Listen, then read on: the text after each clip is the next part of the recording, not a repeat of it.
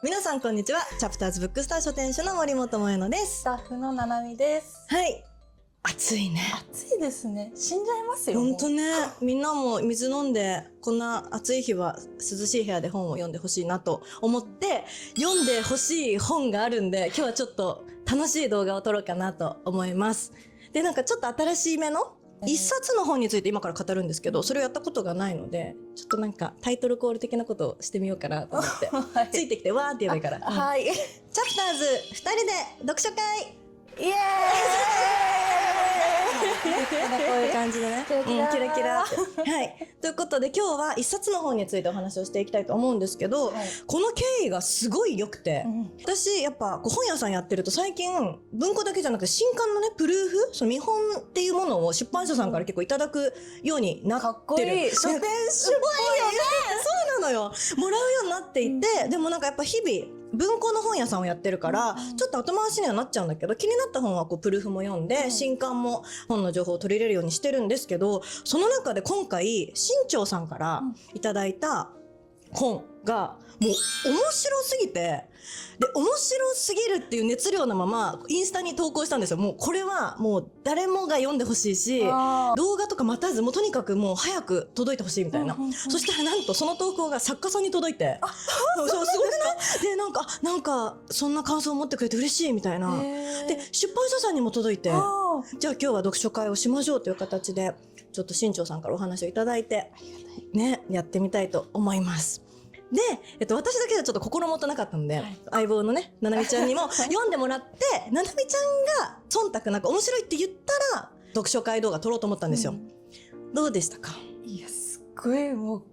ぐわんぐわん感情なんかいろんなのになっちゃって、超いい読書時間になりました。よかった。二人ね、こう喋らないようにしてたんだよね。これ苦しかった今日もっていうその本の感想をこの読書会動画でこう存分に話していきたいなと思います。じゃあまず作品をね、紹介しちゃいたいと思います。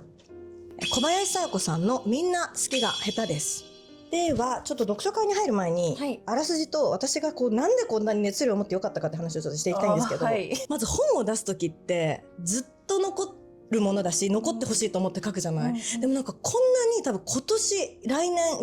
でも鮮度落ちちゃうかもぐらいの、なんか恐れずに今をやってる作家さん、恐れずに今切り取ってることがすごいなと思って、なんか結構それに作家さんの覚悟を感じたところが、なんか全体通してよかったなと。なんか言葉遣いとかもやっぱりこの後ね、この作品が長く愛されてほしいと思うけれど、やっぱ10年後読んだら、多分ちょっとわかる？違うね。時代感ってものすごい投影されてる作品だから、ちょっと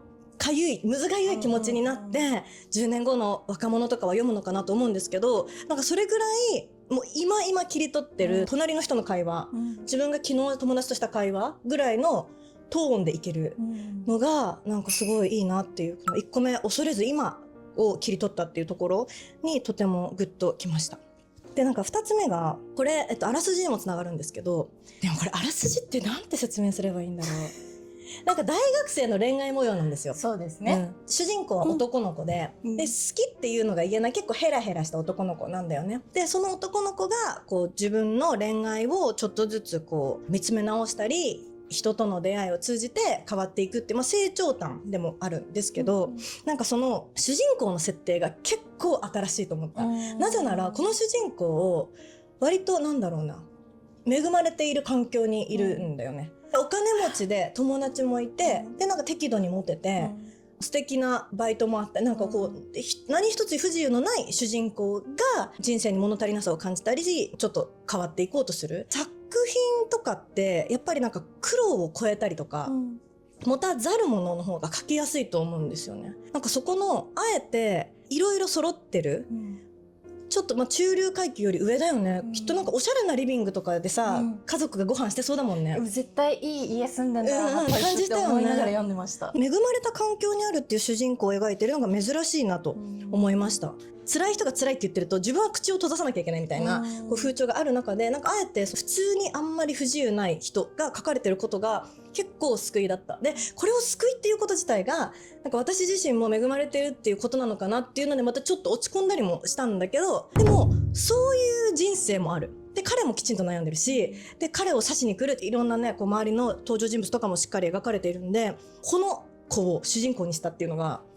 とてもなんだろうな、一周回って新しかったというか、なんか全部揃ってる人の物足りなさって今もうみんないろんなことに疲れてるじゃない、っていうなんかそこの時代背景を映しやすかったなっていうので私もすごい入りやすかった。あと一つぐらいにしとこうかな。設定の話でいくと SNS がデフォルトにあるっていう学生時代を、ななみちゃんってそうだったの？20何歳だ？私今年28で、そっか。これとかね、よく友達のストーリー見て、ストーリーだけでその人のこと知ってるみたいな描写すごいあるんですけど、まさに世代。わかる？そうなんで私結構この本はがっつり、って感じですごいわかるなーの目線で読んでた。みんな SNS の自分とリアルの自分を使い分けてたり SNS のアカウントも何個も持ってたりで、そのね、ネットストーキングの仕方も巧妙になってたりね本当にもうね、怖い、ホラーぐらい怖いですよね。本当恋愛にこんなもうウェポンだよね。もうすごいもう爆弾抱えて恋愛してんだなと思ってめっちゃ怖かった。なんかあれ爆発するか分かんないそうだよね。なんかこれ本が好きな人っていうよりも本全く読んだことない人とか、なんならもう10代20代にどんどん今読んでほしくて、もう早く伝えなきゃっていう気持ちでちょっと私は盛り上がってしまいました、私ダントツいいですねこれ。今年読んだ本で今年とは100ぐらい読んでるけど、まず再読した本がこれしかないし、でなんかプレッシャー感じちゃったのよ。いやなんかいいって言っちゃったけど、で新庄さんマジ書き込んじゃったけど、作家さんから俺言われたけどいいのか俺みたいな。だからよくてはい、ものすごいおりました。でななみちゃんもすごいね。もういっぱい付箋貼って、なんか最初、感情ごとに色とか分けてたはずなんですけども、後半わけわかんなくなっちゃってそういろいろごちゃごちゃだったりするんですけど、こう読みながら、絶対これ私萌野さんと感想違うわって思いながら、そうだよね。そうでもなんかそれこそ出身地も違うし、年代も違うし、でもこうなんだろう、ここまで2人で良かったっていうのは、なんかどこですごい一致して、どこで全然違ったのかがすごい今日知りたくって、ね、そうだよね。なので2人で読書会っていうテーマなので、どうするかって2人で聞きたい質問をね3つずつ用意してきたんだよね、なのでそれについてちょっと話したいなと思っています。最初に質問をさ発表し合っちゃおうか、3つ。で私、読書メモを久々手書きで書いたんですけど、勢い余ってこう、逆向きに書いちゃった感じる、ほとばしるね。しかも4ページぐらいガツッと書いて、熱量、すごいすごい。なんで話しましょう、じゃあまずななみちゃんが萌野さんと話したかった3つの質問をまず発表してほしいです。1個目はまず、いろんな本当みんな好きが下手が出てきたじゃないですか、一番誰が近かったのか、誰が遠かったのかやりましょう話したいです、特に印象に残った、その SNS 黒歴史事件いい質問してくるね。よかった、ありがとうございます。最後3つ目が、SNS って善なのか悪なのか、大学生にもし戻るとしたら、今の大学生がいいか、いやもう自分の大学生でよかったか。最後哲学持ってきたね。そうか、分かった。いいなって思いました。私この3つです。じゃあ私もちょっと最初お品書きからいくね。お品書き。私思ったのがこれなんかタイトルを変えたいと思って。本当ですか？私だったら何をつけるかっていうのをなんかいろいろ考えながら再読は読んだのよ。だからななみちゃんだったらこれどんなタイトルにするかとか、をちょっと聞きたい。あとは文章がとにかく刺さって、なんか私もある一文からグッと作品に入っていったので、ななみちゃんの好きだった引用箇所があれば聞きたいなと。私これ一致する気がする。本当？いやわかんない。ちょっと楽しみだね。それもやろう。OK。で最後が私これがすごい聞きたかったの。なんか私は SNS も仕事もプライベートもそんな器用なタイプじゃないから、もう分けないって決めてるの。みんなどうなんだろうって、ななみちゃんとかどうしてんのかなっていうのと、その SNS の自分とリアルの自分のなんかちょっと差ってあるのみたいなことね。なんかもっと言うと私写真の加工とかも意味わかんないのよ。なんかちょっと可愛く写っちゃったらさ、リアルの時がブスになるじゃん。なんかこのさズレが怖くて、私なんかあえてちょっとちょけてちょっとブスな自分の写真選んだりとかをしちゃうんだよね、私は。だからなんかもうみんなもうゴリゴリやってんのかなとかそのなんか SNS の最新事情をちょっと聞きたいなと、思って、はいそうこの3つを用意してきました。はい。どれから話す？でもななみちゃんの質問やりたいな。誰に重ねたか。誰が一番遠かった？いやーそうね、誰が一番遠かったもいいね。ちょっと考えていい？はい。はい、OK。お、じゃあ一番重なった主人公を一斉のせでいく。はい。一斉のせ、マイミー。あ、そうだよね。そうだよね。私やっぱマイミーだよ。でもなんかね、マイミーっていうキャラクターがいて、その子も持ってる子だよね。親が商社で留学してて、多分これ設定早稲田大学とかだよね。なんかいい大学入ってで強気で取りたいもの取りに行くみたいな。でその竹終わったような性格が最初うざいんだけど、ちょっとそんなに嫌じゃなくなってくんだよね、トーンが最後の方。なんか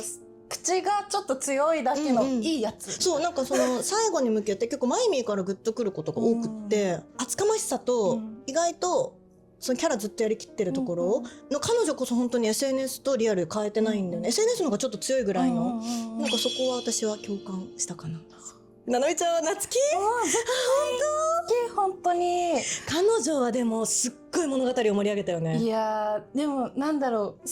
回目読んで結構じゃあこうやってどこまでネタバレしてどこまでも行こう。どこまでも行こう。ジンタって夏希に対して結構デリカシーがないというか。本当どの辺で感じた？本当に夏希ってもう家に居場所がないから一人暮らしした、で私は別に家に居場所がないから一人暮らししたっていうよりか進学するために家を出ざるを得なかった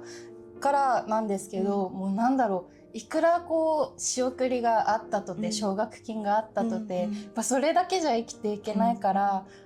生きるためにすごいバイトを必死にする、でもじゃあこう大学にはすごく裕福な子たちもいて、好きなものを普通に買ってたり車も持ってたり、眩しくて見てられなかった、そんな人がなんか自分もそっち側に行きたいって思っててる時にそっち側の人間が優しくしてきたら、あって心揺れちゃう、そうけどなんかこう一緒にいる中でジンタって結構なんか本当にお金に困ってるんだったら、じゃあ自分が助けるよとか、じゃあこう就活終わったら海外旅行行こうよって言うんです、いやお前分かってねえなと、そのちょっとのお金もどんだけ大変なのか知っとるんかっていう、夏希をすごい抱きしめてあげたくなった、あんた大丈夫、きっともういい未来が待ってるよ。だから夏希ぐらいの今ね解像度で、本当にもう私も夏希のことすごい分かりすぎてるというか、夏希かもしれない。でも確かにそのジンタの恵まれた家にいる時の夏希のこういう風な人生にしたいけど、私の居場所はここじゃないっていう描写がこの文字からこんなに感じられるの、リビング描けるもん私この作品の。描けるわかる？ちょっとおしゃれなデザイナーズだよね。そう、めっちゃ広いんです。天井高そう。あれついてそう。リビング描けるよねこれ。描ける。辛いかなこれ大学生で今その。いやでもなんだろう、大学生のうちこそいろんな強い感情って耐えられるというか、耐えられる、しなんか大人になるともうなんか避けようとするじゃないですか、もう若いうちに嫌なこととか痛い感情っていっぱい触れてた方が、私は個人的にはいいかなと思って、絶対先に役立つから、なんでなんか今のうちに大学生に読んでてほしいなって結構思いましたね。確かにでもそうかも、なんか傷つきに行ってもいいかもこの本で。それに夏希ちゃんがやっぱちゃんと最後まで読んでほしいんだけど、すごく物語を盛り上げるし、ちゃんとジンタの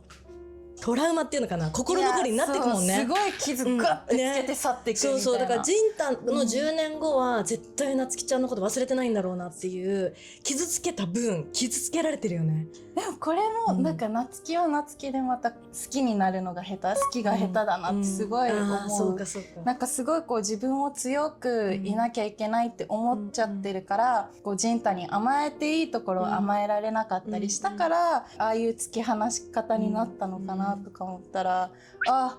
みんな好きが下手だなみたいな。そうだよね。私それで言うと、夏希よりもジンタの方が近かったから、自分の性格が。だから俺今うまくいってんじゃん恋愛みたいな勘違いハッピー感は、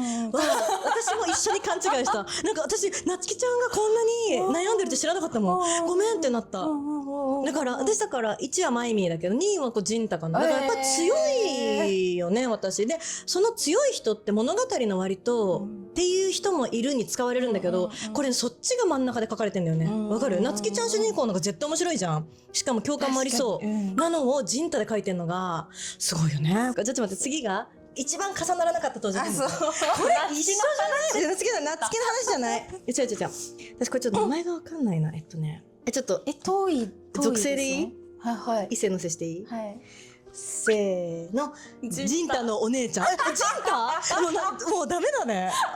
そう。ジンタダメだった。本当にもうイライラしてないから。だからやっぱさ、そういう人がもう一回言うけど主人公でいう物語が私みたいな多分強い人を救ってってんだよ。面白い。どうしよう、次あれ行こっか。私の質問いい？グッときた一文、これをちょっと発表したいなと。あります。じゃあページ数かぶってたらさ、ななみちゃん読んだよ。じゃあページ数を一斉のでいきますか。私ここ濃く追ってるもん。でもなんかまたいでるな。じゃあ違う。本当？いくよ。せーの。75ページ。違う。またいでない私。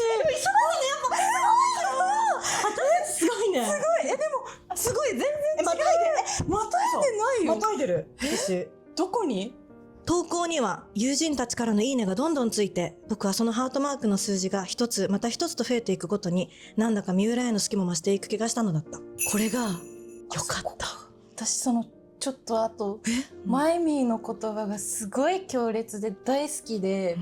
ジンタっていつも透かしてていろんなことなあなあにしてるけどさ、そういうのが一番ダサいから、欲しいならもっとなりふり構わず欲しがれよ。恋愛霊障時代とか、なんかみんな恋愛しないって言われてる中で、マイミーだけがなんか一番恋愛とかにすごいまっすぐで、人目を気にしてとか、いろんなさらされたりとかするリスクを冒してまで友達のこと真剣に怒れない人の方が絶対多いと思うんです。そうだね。でもマイミーはそのサークルの飲み会、人がいっぱいいる中でジンタを叱るんですよ。大好きって思っちゃって、これが私ハイライト。もうマイミー強烈大好き。でいくと私マイミーは143ページの言葉が、さっきななみちゃんともやりたいと思ったそのタイトルをつけるならっていう話につながるんだけど、143ページ。当たり前じゃん。だって一生に一度だよ。絶対忘れたくないし、友達にも祝福されたい。私が受けるプロポーズはみんなからもらういいねの花束で完成するんだよと恥ずかしげもなく言った。これ私ならいいねの花束にするタイトル。でもいいねの花束ってあれなのかな、もう結構言われてる言葉なのかな。どうなんでしょう。でもこれめっちゃ今の子っぽいなってでもなんか私がその引用したその友人からのいいねがついていって、ジンタが自分の好きっていう気持ちが増していくっていうのも一緒で、いいねっていうものがそのさっきも恋愛霊障時代じゃないけど、なんかいいね語彙みたいな言葉もあったじゃん。そのいいねもらいに行くためにちょっと過剰な自分のなんか魅力を表現したりとかっていうのをなんか揶揄するような風潮あったけど、このいいねってもう花束わけなんだみたいな。で、いいねによって自分の好きとかも肯定されていくんだっていう、この前提がこの本はもうそこの霊障とかじゃないからみたいな、そう前提すごいなと思って。で、これでその承認欲求ってあって当たり前というか、もう普通に朝起きてご飯食べるぐらい承認欲求が普通に描かれているのが私は革命的に面白いなと思った。でもやっぱマイミー聞いてるね。マイミーすごいいい味が出てます。でも同じページだけど全然違うとこだったんだ。逆に私が言ったところはあんまり感動しなかった。そうすごいね。じゃあ75ページがすごいわ。これなんかもうそうだよねとか思いながら、そっか、世代なのかな。そう読んじゃってて、そのなんか花束とかも、マイミーって結構自分の欲を隠さずそのまま言えるじゃないですか。そのなんか欲しがれよとか、じゃあいいねの花束で完成するみたいな、これなんか言える子の方が絶対今すごく生き生きしてるっていうか、でも多分多いのってなんかこういいねいっぱいされて、もっとみんなに認められたいで、いいねが少なかった、なんか自分って間違ってたのかなとか、言葉にしたりとか、自分をさらけ出すのがどんどん怖くなってる方が多いんじゃないかなと思ってて、そうだから裏垢とかすごいあったりするし、匿名で人を叩いたりとか、でそういつ自分がその標的になるか分かんないから、なんかこう清く正しくあろうというか、でもそれってやっぱいいねの数で測ってない、人間関係とか自分の人生を。なんでなんだろう、それが怖くて投稿すらできないってこと？多いんじゃないかなと思います。そう私いやこうわかんない。私弟が今6個下で、まさになんかもっとリアルな、そっか20じゃあ21ぐらいなんですけど、もう基本なんかみんな鍵アカウント、やっぱそうなんだ。へーみたいな、いやわかんない、その私が知ってる範囲だけの話かもしれないんですけど、思ってる以上に鍵アカ多いなって思っちゃって、みんななんか知らない人にこう見られたくないとか、すごいこう目を気にしてる、大変だなと思って。じゃああれにしこうか、なんかななみちゃんが用意してくれてた質問の、鍵垢板話なんだっけ？こういうそう恋愛によって狂気がいろいろありました。SNS やらかし事件がありました。一番印象に残ってる SNS のやばい行動、この中でね、ネトストとかいろいろあったじゃないですか。いやでもちょっとこれ普通なの？ここに起きてることって。私全部心当たりがある。本当？なんか私にはもう遠すぎてだからどういう気持ちで萌乃さんは読んでたんだろうと思って、私結構黒歴史えぐられてるみたいな感じで読んでたんですけど、萌乃さん多分こんなことを知ってる感じじゃないじゃないですか。ホラーだと思って読んでるのかな。すごい気になって、自分がすごいなんか、おめでたいやつで恥ずかしくなったなんかバカみたいな。私いやでも萌乃さんがじゃあゴリゴリそのスマホ大学生だったとしても、こんなことは多分してないと思う。マイミーって絶対しないじゃないですか。そうでも確か私もマイミーみたいに結構好戦的なこと言って焚きつけて、でも会ってみると意外といいやつじゃんみたいなポジションになりたかったかも。でもなれたかな、わかんないけど、ただあれは結構私感じたことあったな。塾でバイトしてんだよね、ジンタが。で塾の生徒たちにすごい人気なんだよね。でなんかそこでもまあ一つちょっとこう問題というかが起きるんだけど、私も中3で塾行ってて、で中3の時にこう高校受験の塾って先生たち大学生なんでほとんどバイトで、すんごいかっこよく見えるんだよね。中3から見る大学生って大人。そうだからそこの大学生だから塾の先生に憧れる中3の女の子の感じなんだっけ、あの子生徒一人いたよね。マキ TikTok にあげちゃう子、なんとかさん、なんかあれとかはもうやらないけど、塾の先生ってかっこいいもんねっていう、ほんと浅い共感それは結構分かった。恋の感情として、それはあるあるみたいな、だからって裏垢作ってうんぬみたいな小細工はしなかったと思うけど、あの感情は割と分かったかも。なんかどれが一番あれだった？いやなんか本当に例えばジンタの幼なじみ、家の隣に住んでる千秋ちゃんっていう女の子が、そのジンタのお姉ちゃん愛のことがすごい大好きで、もうなんだろう、何でも知ってると、SNS のアカウントどころじゃなくてパスワードも知っててログインしちゃってるとか、それも結構やばいなと思って、そこまではしたことないけど、なんか好きな人のインスタ全然知らないけど探すみたいなのあったなとか、なんか友達の好きな人のインスタを探す、なんか特定みたいな。そううまい子いるよね。そう私結構多分そうなんだ。そうなんでみたいな、なんか大学生の時の痛さ、なんか恋した大学生って多分一番痛いと思ってて、あれはすごいこうフラッシュバックでも私あれはやってたと思う。ストーリーズ上げて見てる人いるじゃん。あれはめっちゃ見てたと思う。起きてるとかで確認してこの時間に LINE しようとかはなんかやってたかもしれない。でも本当それってさ、なんかそんなの当たり前ですけどみたいなことなんだよね。私のその SNS ハックが弱すぎて。いやでもなんだろう、そういうなんか、なんだろう SNS のこう黒歴史をこんなになんだろう彩度高くというか、うんうん書いてる本ってうんうん読んだことがなかったから、うんうんあ、こんな感情になったの初めてっていうなんかいろんな恋愛小説読んで、あ、こういう感情あるよね、うんあ、こういう辛さあるよねっていうのでうんうんこうジーンってきたりこうギューってなったりはあったんですけど、すごいなんかリアルなとこえぐってくるじゃんみたいな、ねちょっとビビった。あーそっかそっか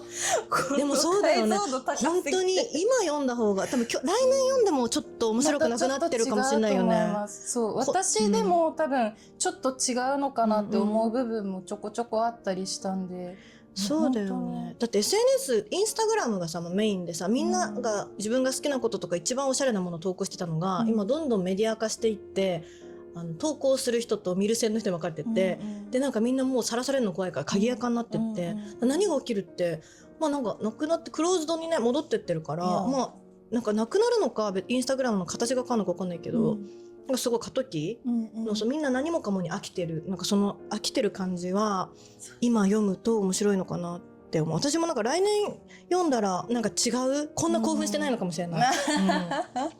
かそれがすごい良かった。そうなんだろう。あとなんだっけ、ななみちゃんが言ってた哲学あったね。質問いいですか。もちろん SNS の黒歴史いっぱい出てきたけれども、結局 SNS って善なのか悪なのか、そっか。大学生もし戻るとしたら、今の大学生やりたいか、いや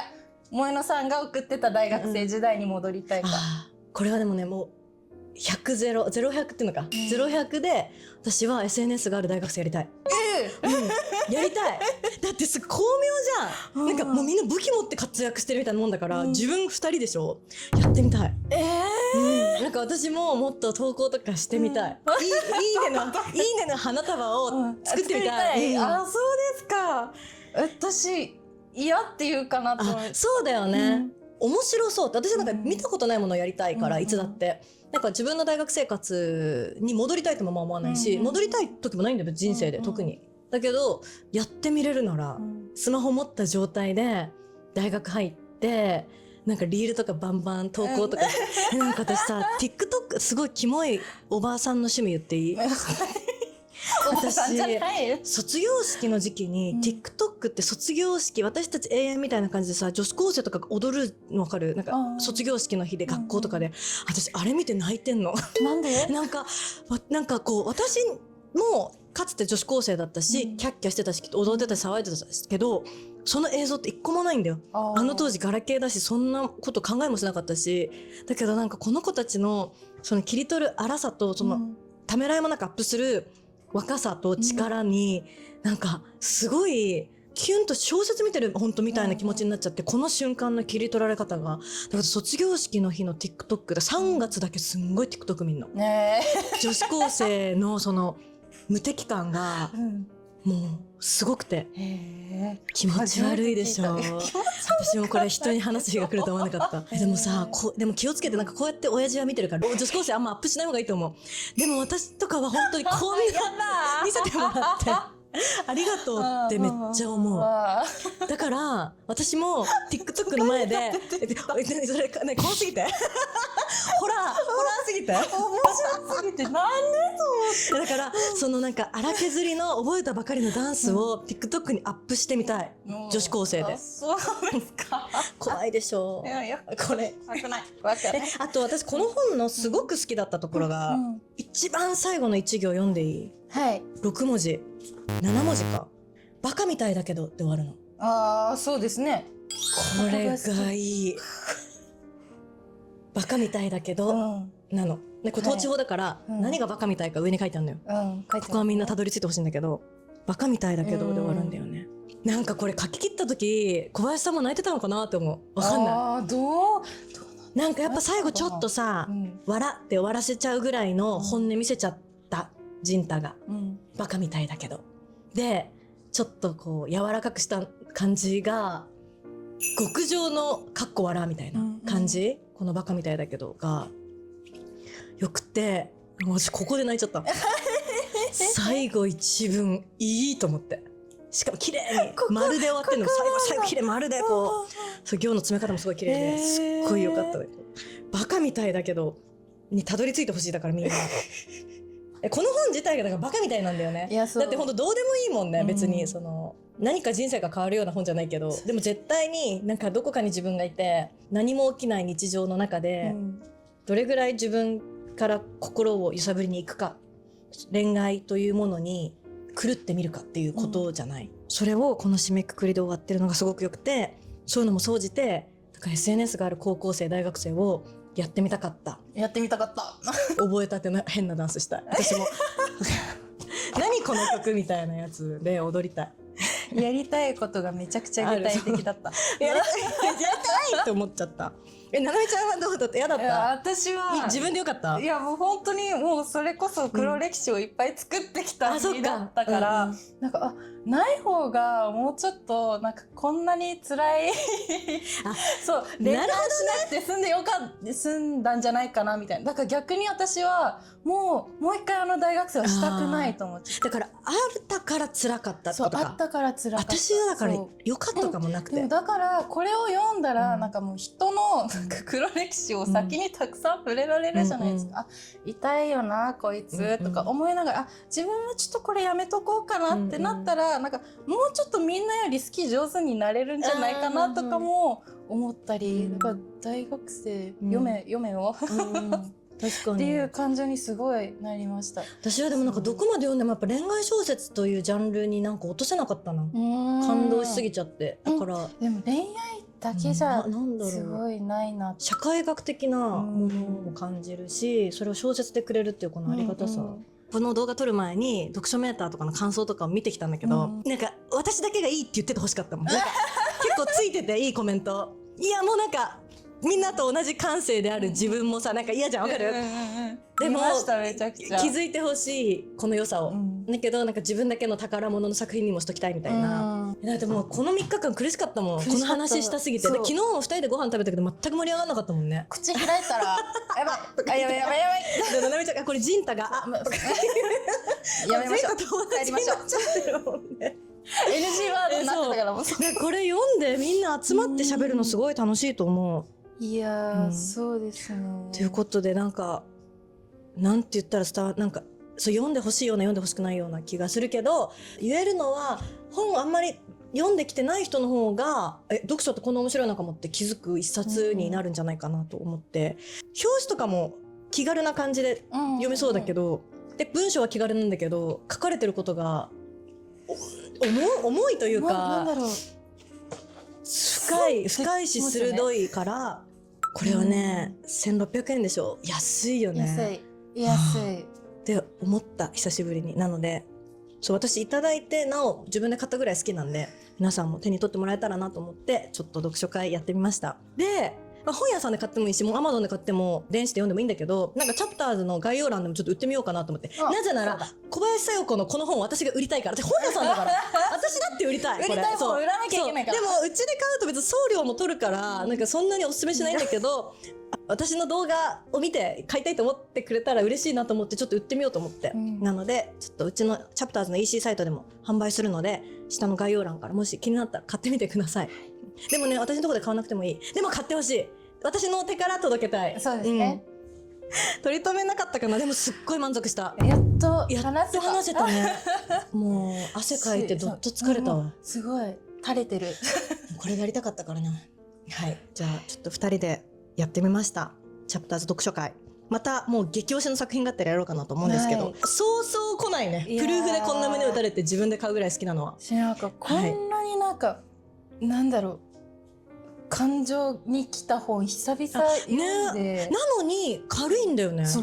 読みやすい。3時間ぐらいで終わるんじゃない？早い人。なんかびっくりした。再読とかスルスルとか言きながらも、でもまたグワーみたいな。しかもこれさ、多分芥川でもないし直木でもないし、本屋大賞も取らないと思うの。違うと思います。だったらもう自分で見つけるしかないからね。チャプターズ賞？チャプターズ賞だと思う。だからみんなぜひ読んでみてください。はい。では